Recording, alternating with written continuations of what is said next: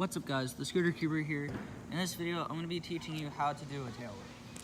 So, if you don't know what a tail whip is, it's simply just where you do a bunny hop and flick the deck all the way around and catch it back with your back foot and set the scooter back on the ground and hold on, there's a car.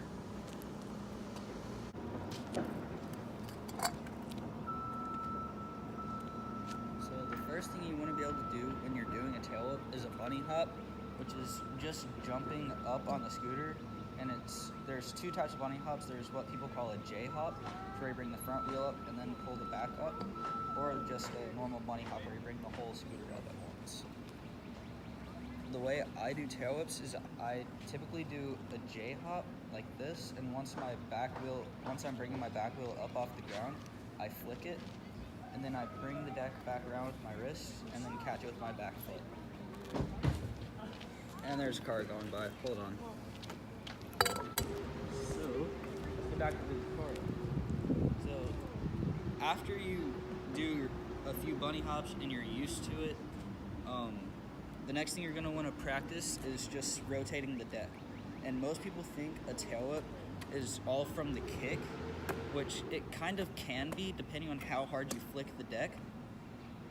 But as you can see, it typically slows down around the halfway point. And the way you bring it back around the next little bit is by flicking, or not really flicking your wrist, just rotating your wrists a little bit. So the next thing you want to practice is just getting the scooter deck around. So the way you're going to do that is flick the back of the deck and just move your wrists up and down like this. Just spinning the deck around. And once you've gotten fairly good at this, you will be somewhat ready to try attempting tail whips, but hold on. So like I said, once you're used to spinning the deck around with your wrists, you'll be ready to start attempting tail whips if your bunny hops are high enough. I would recommend, before you practice tail whips, is just getting your bunny hops about here before you start attempting. I typically only bunny hop around here when I tail whip, just because of how fast I can get the deck around. So you don't necessarily need to bunny hop too high, but just make sure you're able to bunny hop probably over a Gatorade bottle. Not anything too tall, but that's roughly the height you want to be getting for your tail whips.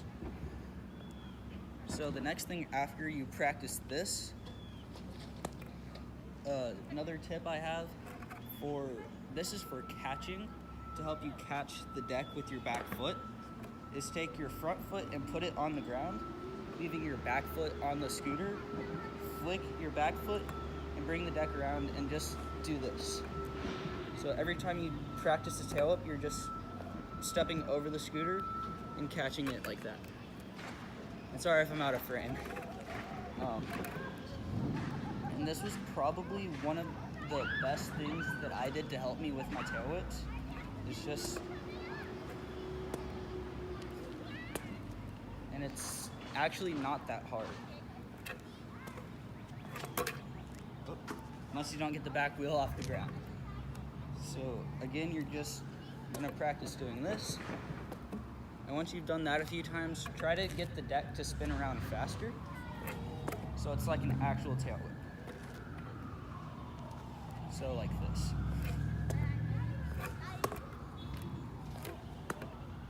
And then once you've done that and your bunny hops are high enough, the first tail whip that most people attempt, the deck only gets about here.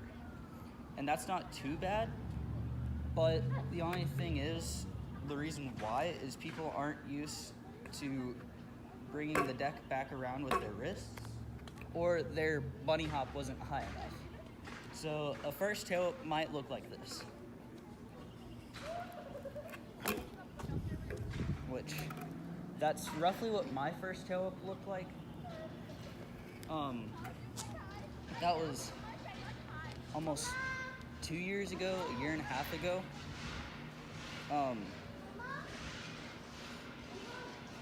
But don't be discouraged if your tail whip isn't going all the way around. Just keep practicing it and you'll eventually get the hang of it. And then once you keep doing that, eventually you'll get to where you can land 1 foot on the tail whip, which would look like this.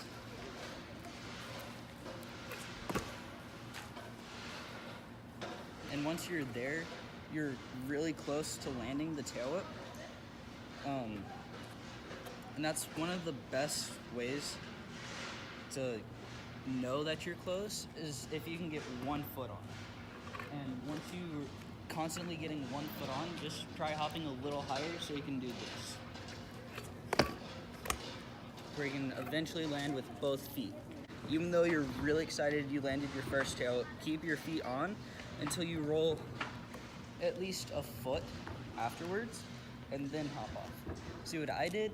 My tail whips, I'll try to recreate my first tail whip. It might not be perfect, but I did something like that, which it does count, but it's not the cleanest. So once you get to that point, just try to keep rolling afterwards, like that. And then eventually, once you're really good at tail whips, you'll be able to do what we call a tail whip catch, just where you're catching the deck before the wheels hit the ground. So it looks like this. And I'll do one in normal speed, then I'll slow one down.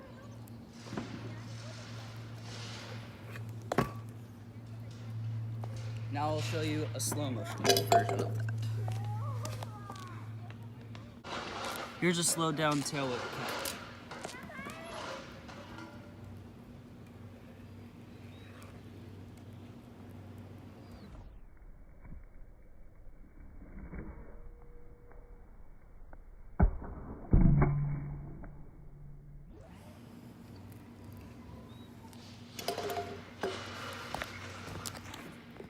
So yeah, that's basically all there is to learning tail whips.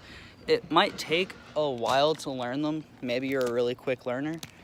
Typically with new stuff, I'm a fairly quick learner, but with tail whips, it took me a long time before I landed my first one.